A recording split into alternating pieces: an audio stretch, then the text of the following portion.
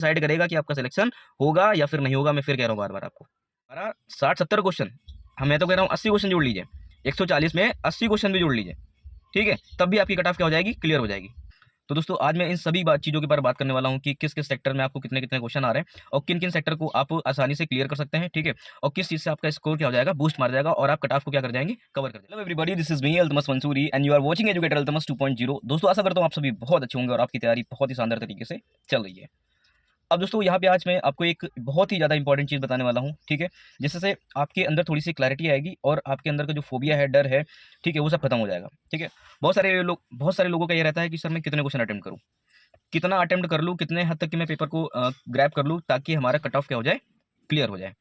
तो दोस्तों आज मैं इन सभी चीज़ों के बारे में बात करने वाला हूँ कि किस किस सेक्टर में आपको कितने कितने क्वेश्चन आ रहे हैं और किन किन सेक्टर को आप आसानी से क्लियर कर सकते हैं, ठीक है, और किस चीज़ से आपका स्कोर क्या हो जाएगा, बूस्ट मार जाएगा और आप कट ऑफ को क्या कर जाएंगे, कवर कर जाएंगे, ठीक है, और आप कट ऑफ को क्या कर जाएंगे, क्लियर कर जाएंगे।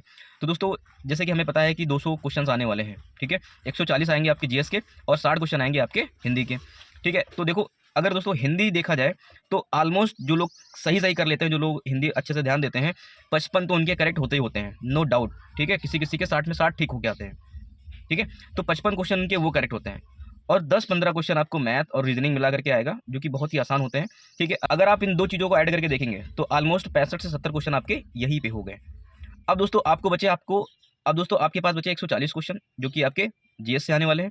अब 140 क्वेश्चन में से आपको 70 क्वेश्चन या 80 क्वेश्चन तक की ठीक ठाक कर देना है।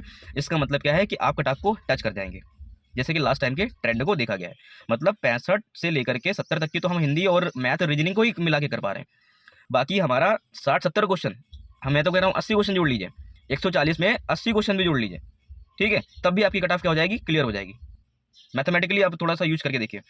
अब दोस्तों आपको यहाँ पे 60-70 क्वेश्चन और ठीक करना है हिंदी और रीजनिंग को हटा करके। तो इन 60-70 क्वेश्चन को ठीक करने के लिए सबसे बड़ा जो सेक्टर आता है वो हिस्ट्री का आता है। 25 से लेकर के 29 तक के क्वेश्चन देखे गए हैं लास्ट टाइम, ठीक है। फिर दोस्तों ज्योग्राफी का आता है, ज्योग्राफी में आपका एग्रीकल्चर एनवायरमेंट का भी मिला लिया जाए तो 25 से लेकर 29 तक की क्वेश्चन यहाँ पे भी हैं। फिर दोस्तों करंट अफेयर के लिए क्वेश्चन आते हैं 20 से लेकर 25 तक की। अगर इन 3 सेक्टर में से आप अगर 15-15 क्वेश्चन भी कर लीजिए, ठीक है, या फिर 18-18 क्वेश्चन तक की सही हो जाते हैं तो 45 से 50 तो यहीं पे हो जाएंगे, ठीक है। फिर पॉलिटी के 8 से 9 क्वेश्चन आते हैं। इसी तरह से आप अगर जोड़ेंगे तो 3-4 चीज़ें और पढ़ करके आप कट ऑफ अच्छे से कर सकते हैं, क्लियर कर जाएंगे। मेरी बात समझिएगा। तो दोस्तों जैसे मैंने लास्ट टाइम आपको बताया था कि पहले आप हिंदी को अपना बेस बनाओ, हिंदी को आप आधार बनाओ। सबसे ज़्यादा स्कोरिंग आपका जो होगा वो हिंदी होगा। किसी का सिलेक्शन होगा या नहीं होगा ये कौन सी चीज़ डिसाइड करेगी, उसका हिंदी का पेपर डिसाइड करेगा। कौन डिसाइड करेगा, उसके हिंदी का पेपर डिसाइड करेगा कि बच्चा सेलेक्ट होगा या फिर नहीं होगा। आप जीएस में चाहे जितना आप स्कोर अच्छा करके आओ, क्योंकि आप अगर जीएस में अच्छा करके आएंगे हिंदी में डाउन मार जाएंगे। कोई बच्चा हिंदी कम टाइम में पढ़ करके ज़्यादा स्कोर मार रहा है, ठीक है, तो हिंदी एक ऐसा टॉपिक है जिसमें कम टाइम में कम मेहनत में ज़्यादा स्कोर बूस्ट मारेंगे। बात समझ रहे हैं ना।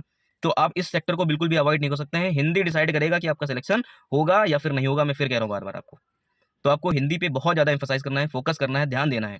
जितनी शिद्दत आप जीएस में भी दे रहे हैं ना उतनी ही शिद्दत आपको हिंदी में देना है, ठीक है। मैथमेटिकली आप थोड़ा सा कैलकुलेट करके देखेंगे तो आपका सिलेक्शन यहीं से आराम से निकल जाएगा, कोई प्रॉब्लम नहीं होगी आपको।